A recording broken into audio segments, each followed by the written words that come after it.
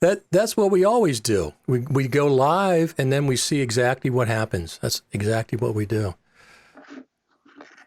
Let me see here.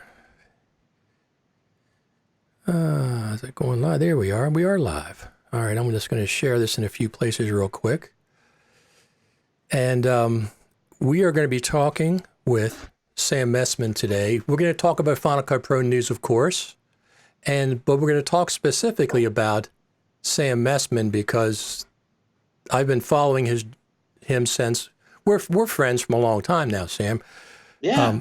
But you were the very first person I had on Final Cut Pro Radio. Episode 1. Really? Yes. Was that really? Yes, you were. Yes, Oh, wow. Yes, you absolutely were. Well, I remember way back when I even started getting interested in Final Cut, you were one of the initial articles I read. Like, you were one of the people that I was like, Richard Taylor. And I didn't actually know you at the time. I just read some of your articles.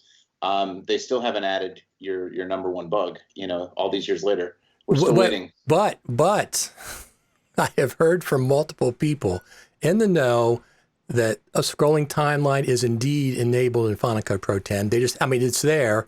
They just haven't enabled it yet. And I've heard it's been since version 1. It's been there. So I can neither confirm nor deny. Of course. I don't expect you to. At this point, now it's like a running joke, I think. No, of course. It is. But it's interesting. There's a lot of things. People want different things. So I figured that I'll buy a Mac Pro if they've enabled the scrolling timeline.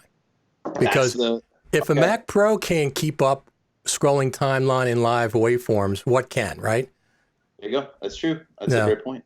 So, no, I did whatever they do with that. That's fine. I, of course, want that.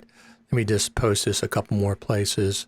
So we're going to talk a little bit. First, we're going to talk about what you've been up to, because let's go from NAB forward. So NAB, you guys were at NAB. LumaForge took over what used to be the Super Meet. And how did you feel that went? It was successful as far as you're concerned? It was amazing. Honestly, it was the most fun I've ever had at a Super Meet. I thought we put on a great event, and it was. I think in a lot of ways, being there reminded me of my purpose a little bit. That I felt like I had sort of gotten away from, and I think I got through that. I saw the quality of the event, everything that we did. And I think for me, I sort of realized that I wanted to be back more in the community. I wanted to, and we've been talking to Peter for a long time around some of the stuff and how we might sort of make some of this work, because he'd generally been getting tired of doing the damn thing himself, and he, and so, for a long time, we had just been like, how are we going to, I think the biggest problem in this community is that no one really is supported. Everybody's kind of doing their own thing on their own, and it's become very hard for everyone to, no one's particularly incentivized to keep the thing going, Right, and for me, I was like, whether it was my community, We Make Movies, that I'd spent the last 4 years sort of being an absentee father from because I was busy with LumaForge, or whether it was the Final Cut community, where I never really got to go do any of the stuff anymore, except for twice a year I got to talk, because I was busy solving problems and putting out fires and doing all the things and building a company. And I think Faster Together was where, and I saw Michael Horton and kind of how we were able to celebrate all the work he'd done over the years. And it just finally hit me that it was time for me to take the leap and get back to making sure all of my days matched up with things that truly made me happy. Absolutely. I know I've talked to you. Besides being the first person on Final Cut Pro Radio, you've been on it probably, quite a bit, one of the top people. So I've talked to you multiple times, and I always ask you how much editing you've been doing. You say I haven't been doing any editing because you've been too busy. None. I haven't gotten to do anything. In fact, recently I got on Instagram And the only reason I'm on Instagram is because it's the one place that I actually get to be creative, because you find that you've got all of your days are spent talking to people all the time, and you don't uh, you don't get to do the things. So at the very least, I use Instagram as my little notepad, Sure, where like I can put stuff absolutely. up, and even that I haven't been as consistent as I wanted to be on there. And that's really what a lot of this comes down to is um, when it comes to LumaForge, like they're really, really good at this. Josh and the team with Gargana, Eric, Patrick, and Raybar, JJ, like those guys are The best. They're the best. amazing. They So are. like they don't need me to have that company be a great company and sell servers. I'm not particularly the most knowledgeable person when it comes to servers there. Initially, the only reason that we have a server was because I needed something dumb enough for me to use. So it had to be simplified down to the point where like I could get it to work so that I could get some work done. Exactly. Um, Exactly. so am I the person who's qualified to build the best technically proficient server out there? No, I'm the person that you hand it to and be like, can you get this to work? Because like, and so once you start to realize that like, okay, you built a really cool thing that's working on its own. Everybody's killing it and they don't need you. Maybe actually you can just get back to doing what you like doing and everyone's going to be really happy for you because you're actually adding more value that way. No, absolutely. When I've talked with you and you said that you didn't have time to edit, you were too busy. So let's talk a little bit about your relationship with LumaForge and We Make Movies and FCP Co. At this point, you're still involved with LumaForge I'm as I'm still an owner and the founder of the day-to-day operations. okay, Josh is the CEO, and so okay, Josh is making the final call. Josh and I talk all the time. He's okay, currently on paternity leave, and but like Josh is the person who was building that company, and he has been for quite some time. And the rest of the team there are in their various roles, whether it's sales or support or marketing, and they are purely there to make sure that everyone who is a Jellyfish server has an amazing experience. And um, in terms of my role at LumaForge, it's basically to make sure that like I fit in where I'm useful within that and doing workflow and testing and sharing the things that I'm doing out in the community, trends. When I talk to customers, in a lot of cases, I'm kind of like the mayor a little bit where I go and get out in the right, community and talk to everybody. And exactly. but in terms of the day to day of that company, like it's not, I'm not needed. Like I actually don't add value there. Where I add value is actually getting out everywhere else and talking to people so that LumaForge knows what's going to serve its customers properly and that we can push things forward. I can look at trends as I'm doing all the mobile filmmaking stuff and getting in at schools and going through education and talking to our customers like independently, or when I go out to IBC or I go some of these places, or as I'm talking to people online. Basically, it's my job essentially to go out and see what problems need to be solved from a workflow side. Where are people running into issues? Basically, do a lot of listening Right, and right. then get that feedback back so that we're making sure that we are developing the right things. We have the right partners. We're doing all those things. But at this point, my responsibilities are essentially to be what I've always been, which is just a guy who likes filmmaking and editing and is trying to get it done as fast and as cheap and at high quality as humanly possible. I'll have to make a little correction though. You are, you've been the face of Lumen Forge for years, and you're kind of like, I'm not, maybe not exactly like, but you're kind of like Steve Jobs at Apple. Okay, you're the face of LumaForge. You're the personality that brought a lot of people into LumaForge. I mean, if it's not for you, I don't think I would have been involved with LumaForge because I'm not involved with server companies. But your personality and your commitment to the Final Cut Pro community and all that have really, brought me and I think a lot of people, they know LumaForge because of you. So, Yeah, I mean, look, I'm not gonna. I built that company. I'm the guy right. that you want in in the beginning of something, who's going to go break things, turn things over, create with a purpose, and basically solve a problem. That's Right. what I saw a clear problem. Basically, in talking with the Final Cut community over the years, like there was a major issue when it came to shared storage, It still is. and There still is. yeah, and like we solved a very clear part of that, and initially, and then you start getting into the business side of things. Then you have to build a business. Once you've created the product, it becomes about how are you going to monetize that and how are you going to do different things. And so in terms of my relationship to that at LumaForge, well, then we got into the next few years of like, okay, how are we going to actually create a reliable sales and support channel so that this product that we build ships reliably, delivers a consistent experience, does all of the things.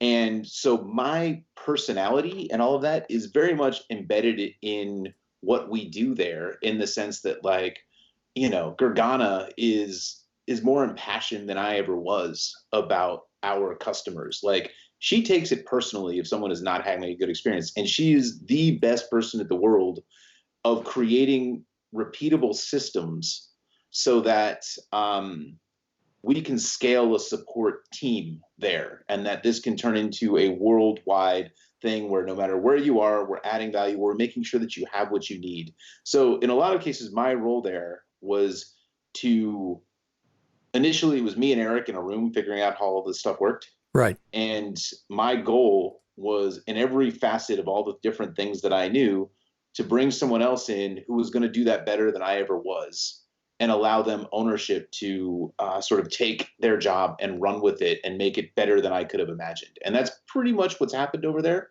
to the point where like I walk in and I'm like, hey, did you guys think of these 4 things? And they're like, yeah, we did. And we've already taken that 5 steps, but thanks for wasting our time.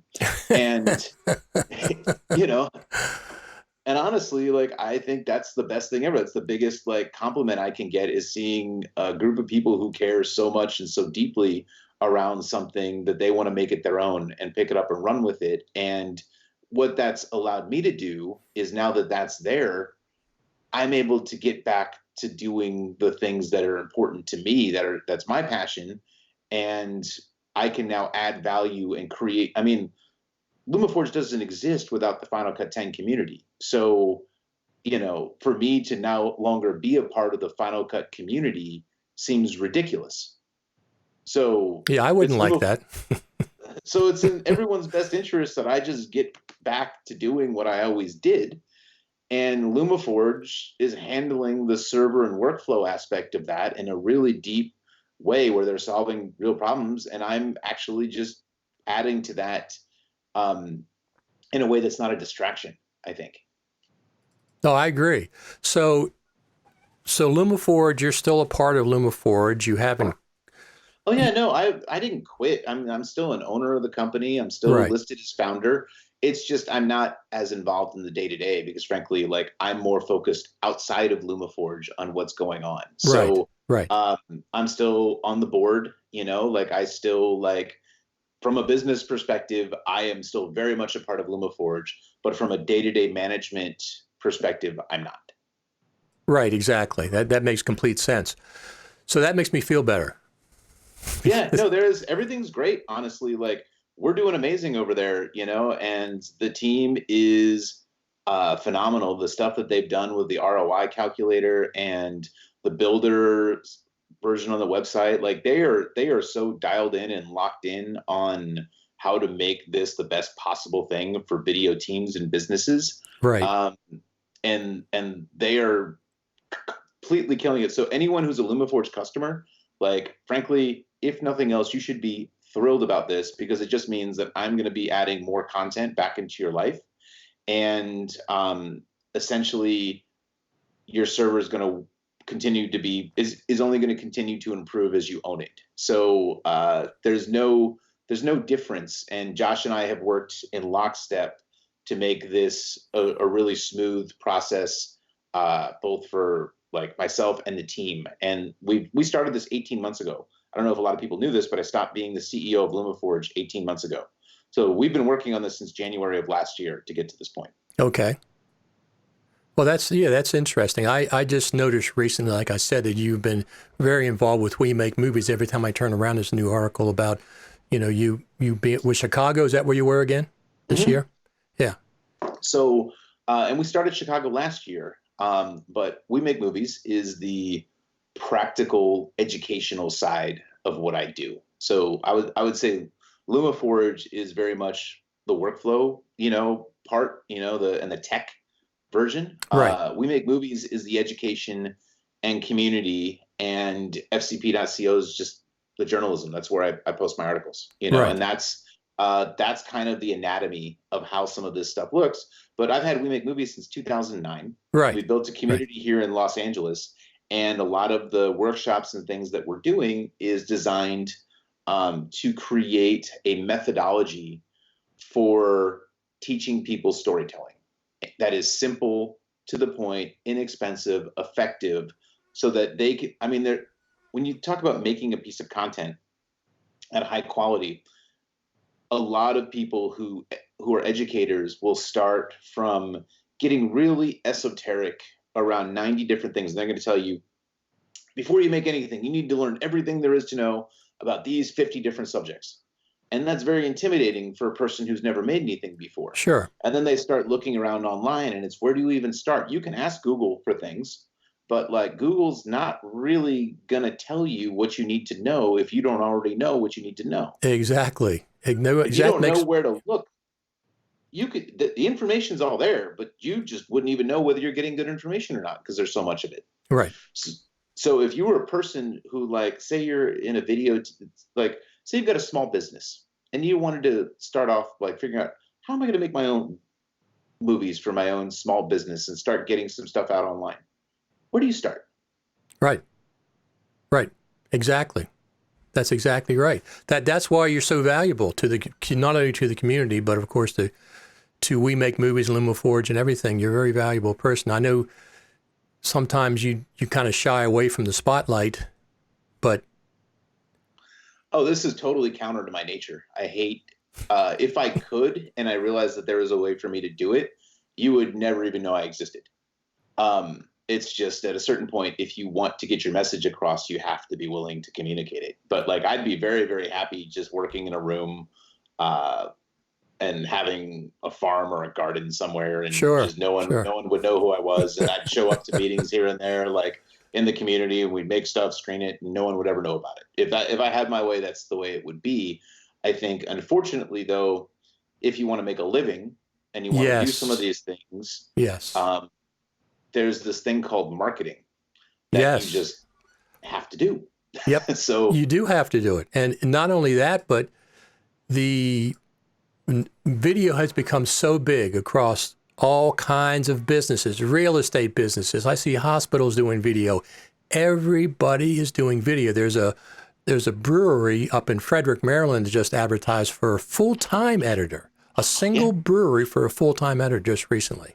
Well, so this is the future, by the way. What you're seeing right now, this Right. is, everyone around the world is going to have to learn how to communicate through video if they want to do proper marketing. And it's not going to be through the typical 30-second spot. I was just at a station. I was doing a workshop this past weekend, and they're trying to, a mobile filmmaking workshop, and they're trying to figure out how they're going to navigate from this old workflow of starting a beta SP, to adapt to all of these new platforms and Right. community platforms, Instagram, YouTube, all of these things. Exactly. How does an existing station adapt to some of these things? So there's so many jobs that are going to start happening.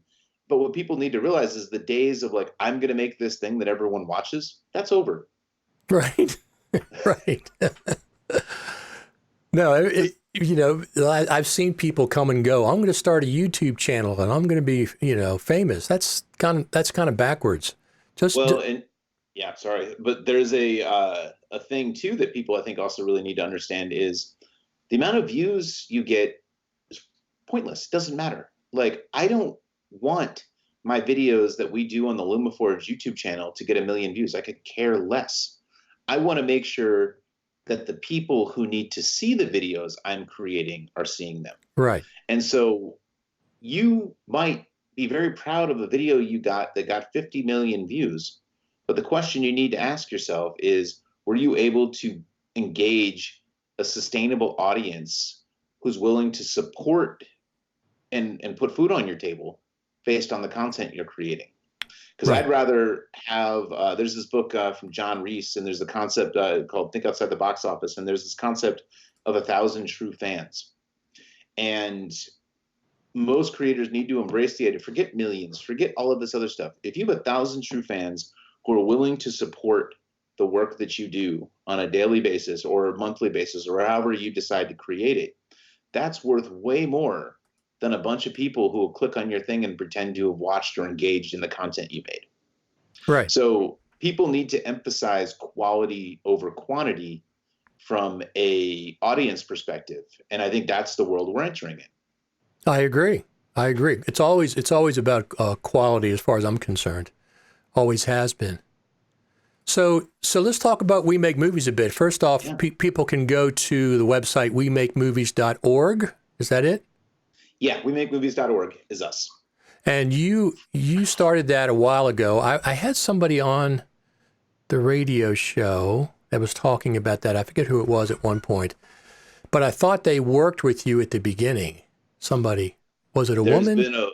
There's been a lot of people who've come along the way, so it depends on who you talk to. Yeah, I don't remember exactly. I was kind of surprised, but anyway, she brought it up that she worked with you from at the very beginning, or she worked with Might you. have been Valentina, possibly.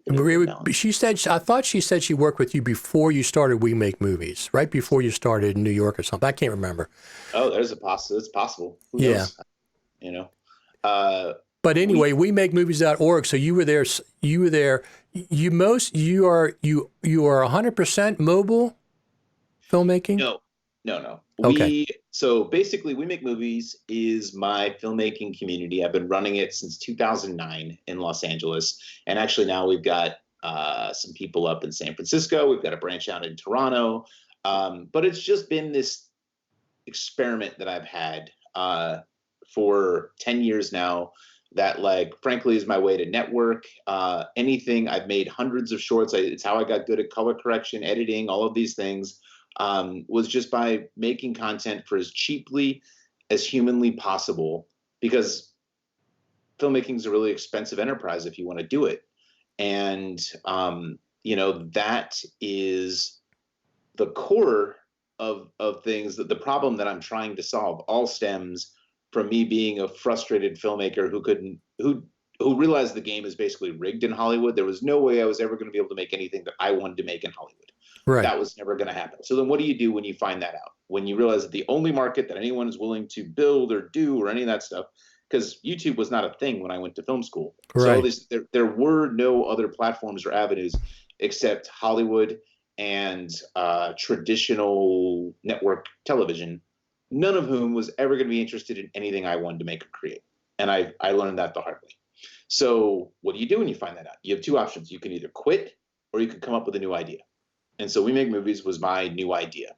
And I basically took $300 and I was like, this, after the financial crisis when I was broke and looking for a job in LA in a new city, and there was nothing to be found. It was also during the writer's strike around then too. And it was just an absolute horrendous time to be there. And I had $300 and I was like, what can I do for $300? I can get a bunch of people together. We can all read a bunch of scripts that we know we can't make together. Right. So we started doing that. And 10 years later, literally thousands of projects have come out of We Make Movies. We're a sustainable filmmaking community. We are doing a challenge for members. So it's member funded. And we're literally tomorrow, we're kicking off our next challenge where, four filmmakers are going to get budgets to make something small. The reason that I embrace mobile filmmaking is I've been watching the same car accident at We Make Movies on an endless loop for the last 10 years. Okay. And that's people feeling they have to mortgage their life savings, their future, and take a risk on one project before they've learned how to make a film. And so what happens every time? You get a bunch of people involved, they spend all of their money, they do a Kickstarter, they raise all of these things, but they've never directed anything before. And so they run into all of these problems. and they've never done post-production. They don't know how to do anything. Sure. But they're in this position of like, I need to communicate my dream and my vision. I only have one shot to make this work.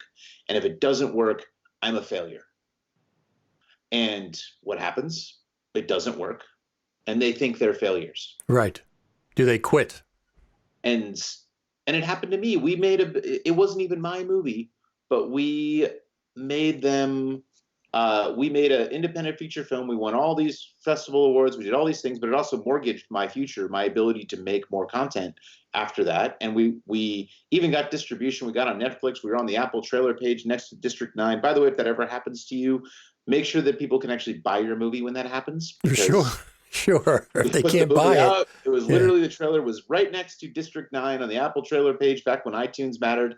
And everyone was excited, where can we buy the movie? And like, we didn't know what we were doing. So you couldn't buy it anywhere because we didn't have distribution yet. Wow. We ended up getting distribution a year later. It ended up on Netflix, but then you find out how little they pay. All these things, we hit every problem in the system.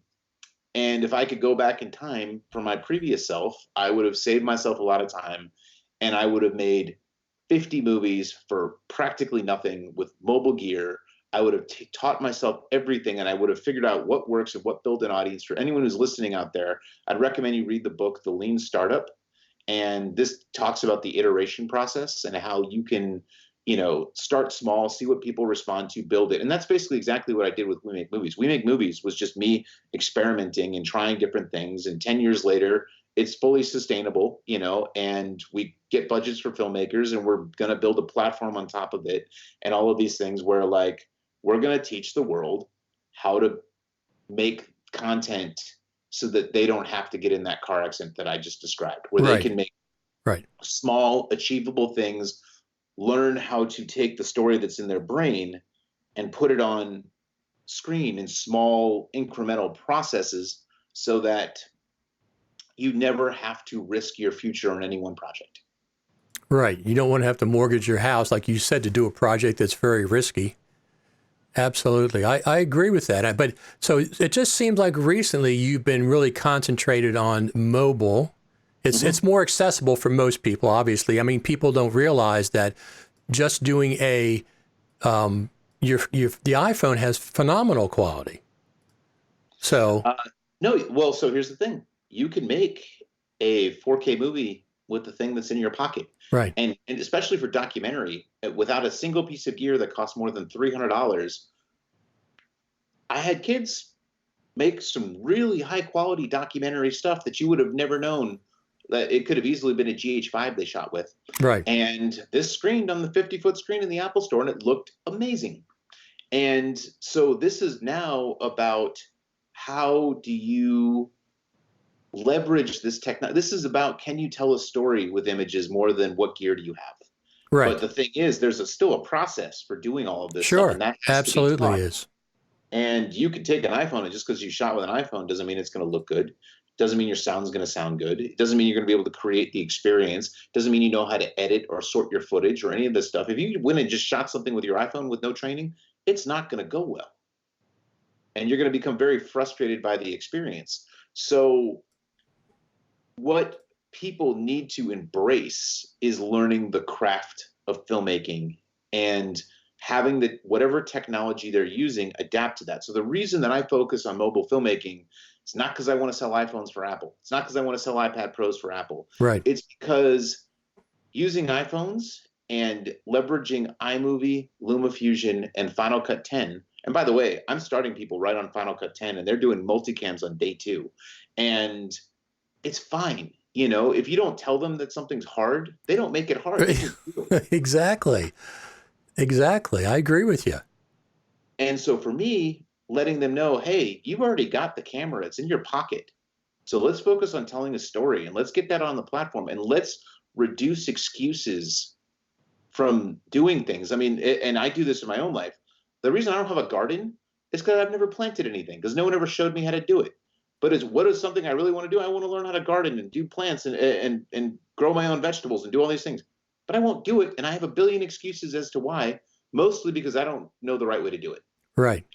Well, and that's the way it is for filmmaking. If you ever get back to the East Coast, my girlfriend is an excellent gardener. and Oh, deal. she has She's a big hired. garden. She has a big garden out back, Oh, tomatoes, great. cucumbers, all kinds of stuff. Yeah, I mean, it's a thing that I just want to learn. I tell myself I don't have time. I tell myself all these different things. What's the truth? I don't feel like I have good enough information to do it on my own, and so I get lazy, and I always have a different reason to do something. What mobile filmmaking, what iOS filmmaking allows you to do is get out of your own way. You've already got the tools; it's in your pocket. How do I meet you where you're at so you can learn how to do this stuff and not be afraid?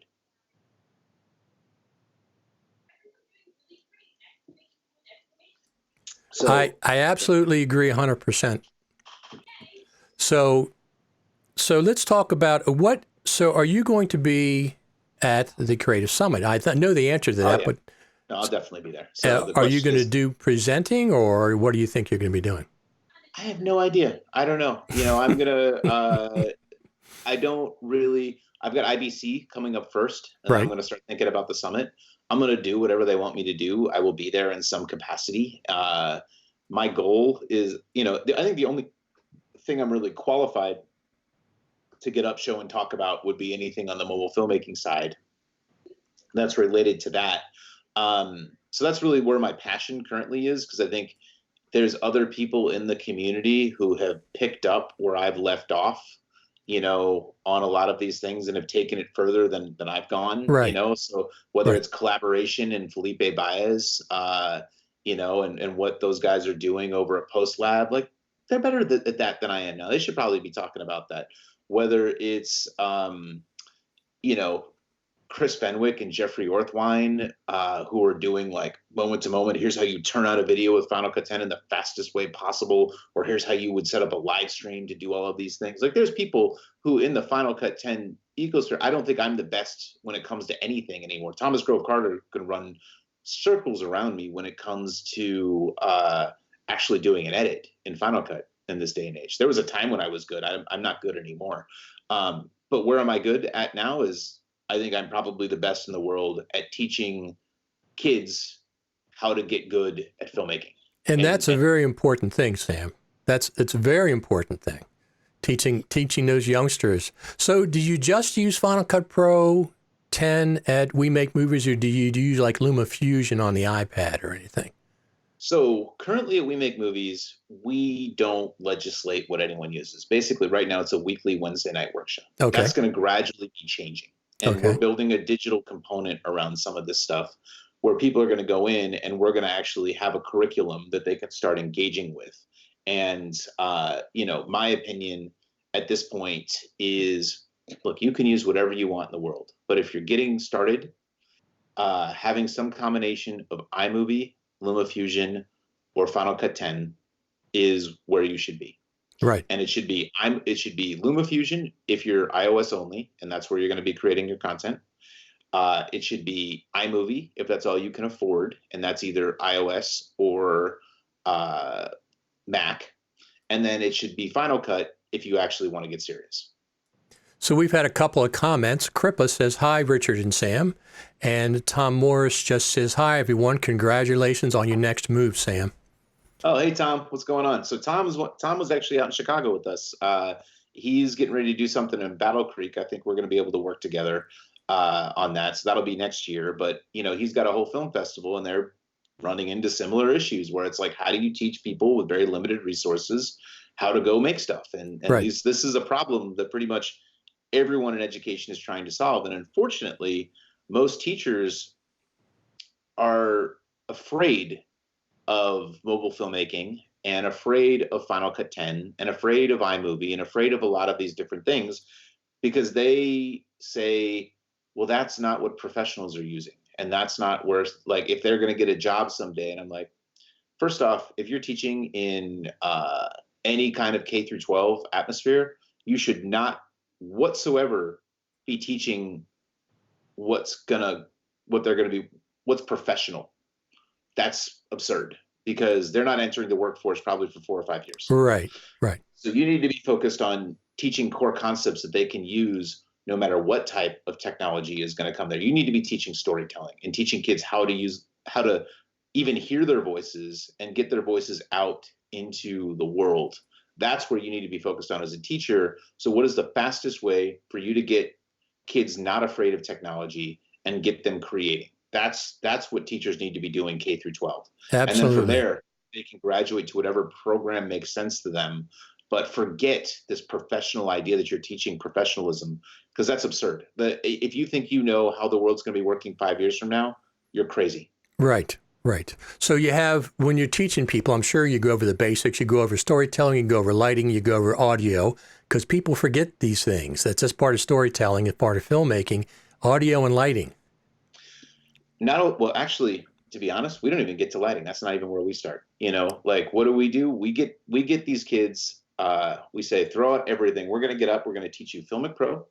We're going to teach you how to use an iographer and a rig. Right. And we'll give you a brief overview of a gimbal, but you're not even going to touch that in the beginning. Okay. And we're going to also show you a little bit about Meta Recorder. We're going to give you an overview of the different tools that are available, because there's a lot of cool mobile filmmaking gear that's not expensive. But then what we're going to do is we're basically going to hand you an iPhone, an iographer, and a little onboard mic. You're going to open up Filmic Pro, and you get 5 shots to tell your story. And you're going to make a story called Making an Exit, which is somebody leaving something, and you get 5 shots. Try not to use dialogue. Dialogue's extra credit, but we don't even really want you to use dialogue. But you get 5 shots to tell your story. And then you go out and you make something with your iPhone. And you have 5 shots.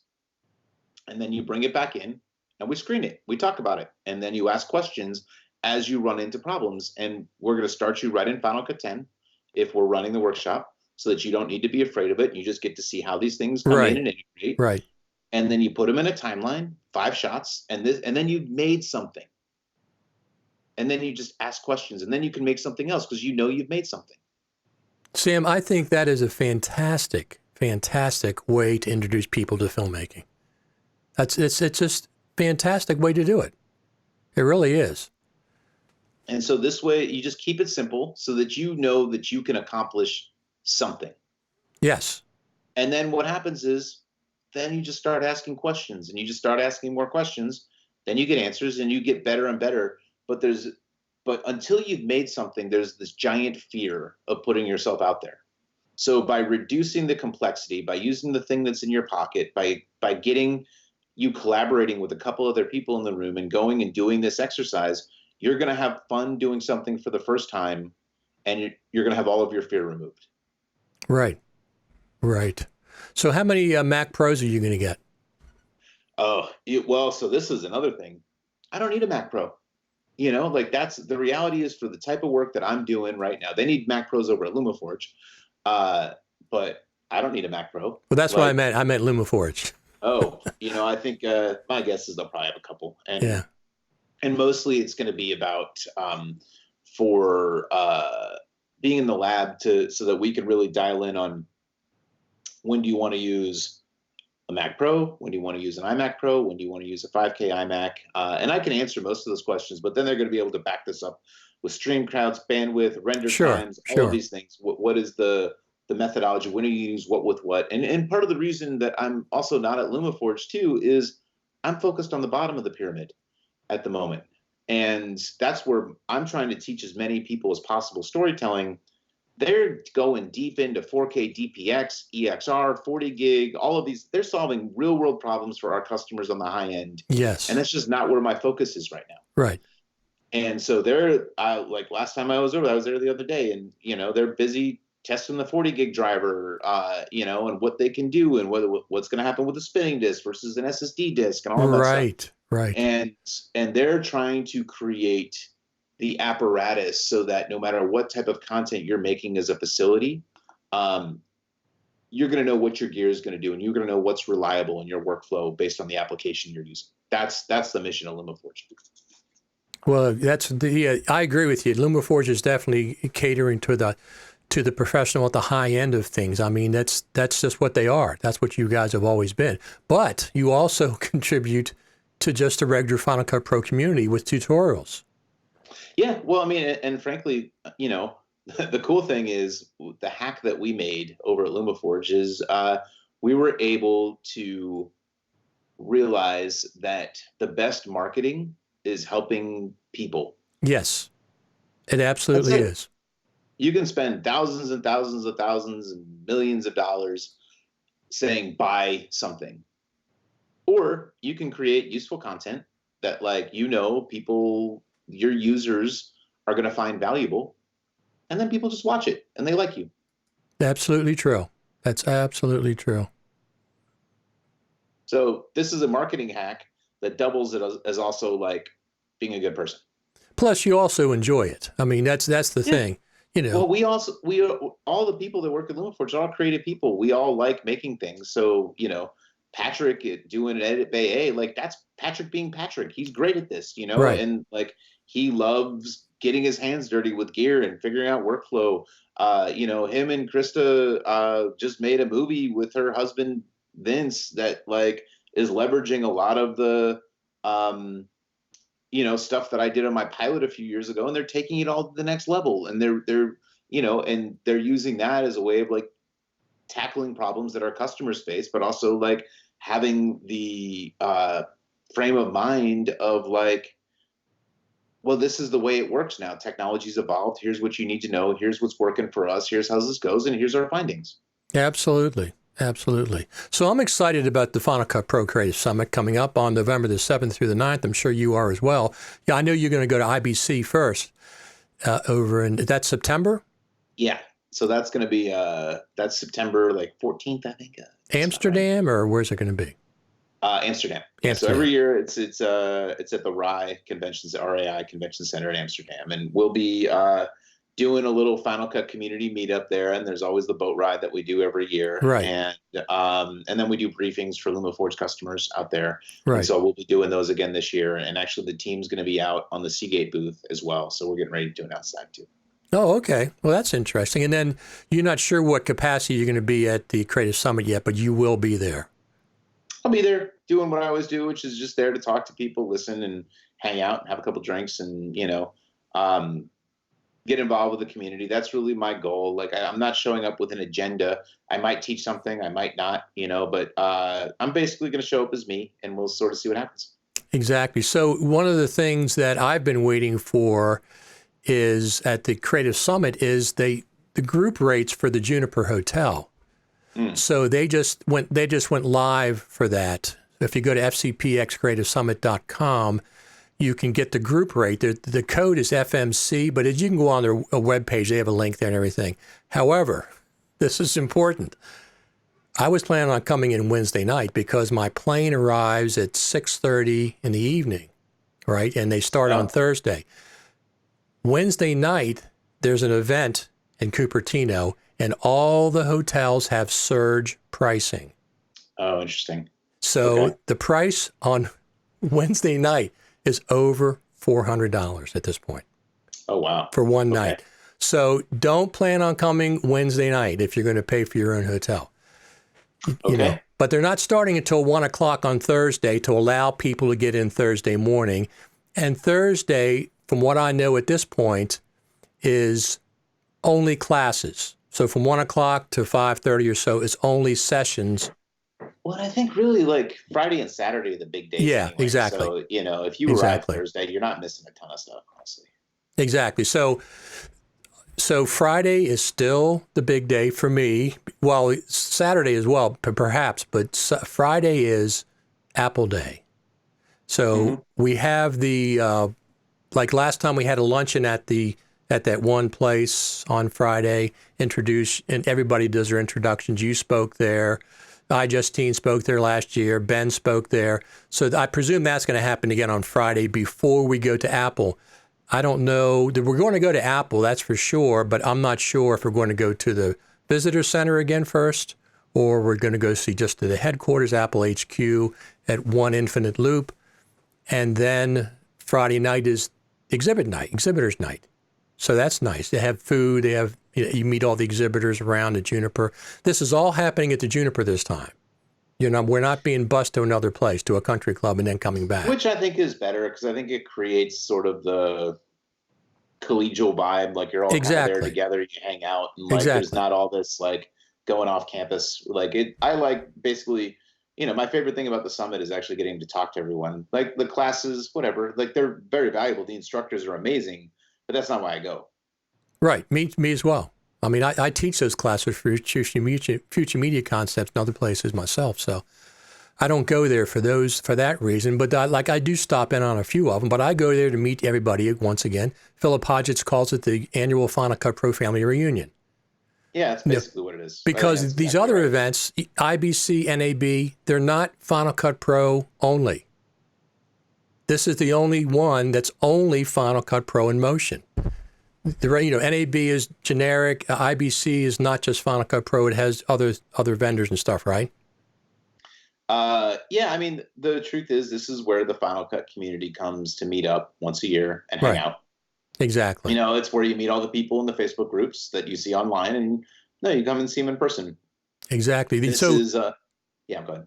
So one of the other things is I hope there's been no specific announcement yet that last year we got to have a private session with the Final Cut Pro team at the Juniper, which I can't talk about what happened there. Nothing that big a deal, but hopefully they're going to have that again on Saturday this year. That's when it was last year. Yeah, and I can't imagine that they won't.